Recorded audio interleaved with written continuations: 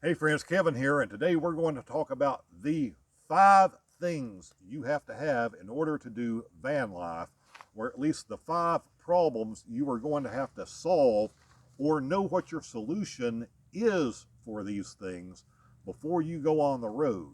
Whether you're taking a long trip or whether you're doing this van life thing full time, doesn't matter. These are the 5 things you have to know, have planned out. So let's get to it. Number 1, sleep. You have to have a good, comfortable place to sleep.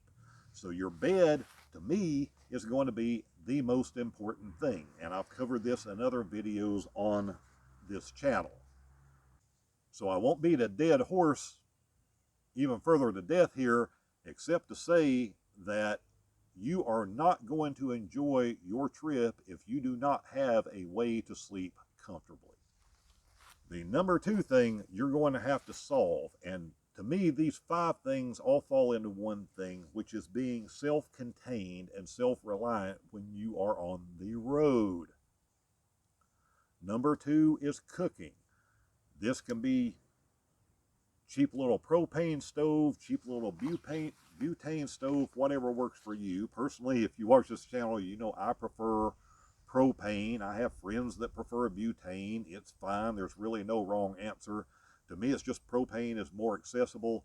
These cheap little Coleman stoves or any other brand, they work fine. I just need a burner or two to be able to do something. I prefer a 2-burner unit, even though it's a little bit bigger, but that way I can be doing coffee while I'm doing something else in a skillet for breakfast, or I can be doing something in a skillet for dinner and another pot beside of it that has something else in it, so I can have a delightful 2-course meal.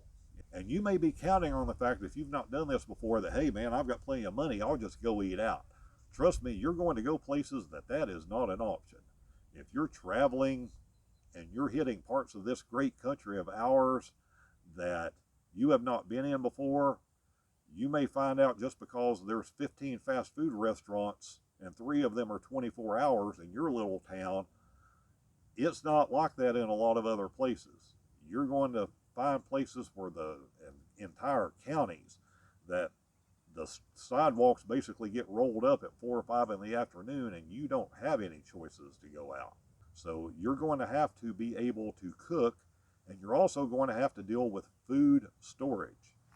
That means either dealing with ice in an ice chest or dealing with a 12-volt fridge. If you're just starting out into this and you see all these elaborate bills and people spending all of this money, you don't have to do that. You can keep things simple.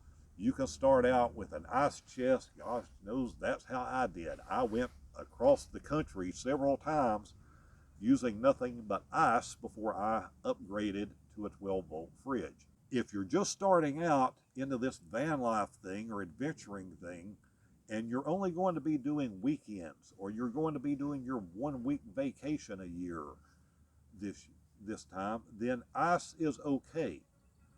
If you are doing any more than that, or once you do this a couple of times and you decide, hey, I enjoy doing this, then you should definitely upgrade to a 12-volt fridge because it's going to save you money and hassle. That $2 or $3 at a time, bag of ice at least once a day, just the money and hassle of going and trying to find ice, because I have been in towns in areas where there is nobody that sells ice, or the ice machines didn't get filled that week, or different little things like that. So if you're doing it long term, I've got some linked down in the description that I've tested and that I've used and owned, like the one in this one for the last 4 years, that I know will hold up. What you do have to have, though, bring this up to point number 4, if you're going to be self-contained, is you're going to have some type of potty system. You're going to have a place to go to the bathroom. And for those of you new who are thinking, hey man, I'll just run into a convenience store, or I'll run into the nearest McDonald's, or I'm going to be camping starting out, I'm going to be in state parks all of the time, and they're automatically going to have facilities. Again, this is one of these things, when you get out on the road, you're going to find out it does not always work out the way you think it's going to. Weather is going to cause problems. Things are just going to be closed sometimes. All kinds of issues to where that having that potty facility isn't, that you think is going to be out there and always available for you, isn't. So you're going to have to rough it, and you're going to have to use whatever you have.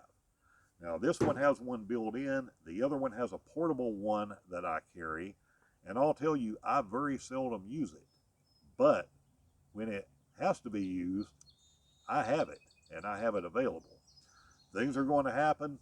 You're going to end up in those weird places. You're going to end up sick somehow. So you are going to need this. It is a necessity. And number 5, and another thing that a lot of people I meet have overlooked, you have to have a way to shower. You have to have a way to stay clean. I have videos on this channel about that also if you're new to this. But you need to have some type of little system with you. And I have links to products and those systems also down in the description. Because if you can't stay clean and pretty and fresh, you are probably going to be a miserable person out on the road. And I know people that try to get by with nothing but a little dish pan of water and some wipes. Wipes are okay in a pinch to get you by until the next shower, but not when the next shower is days and days and days away. You're just going to be nasty and cruddy, and nobody wants that. So those are the 5 things that you need to plan ahead for, to either have with you or have a system that you know is going to work for being out there. And if you have these 5 things done, your trips will go pretty smoothly and be enjoyable. But let me know in the description, do you think I'm right about these things? Do you think I'm wrong about these things? Do you think something else ought to replace something in this top 5? Now, I know some people will say fans and air conditioning and heat, and you know, all of those are water, additional things that you have to be able to solve or have access to, but they're not in my top 5. This is my top 5. Hey, and with that said, let me know what questions you have, what you would like to see me do a video on, what's something that you have a question that I can provide an answer to if I actually know the answer, and we'll talk soon.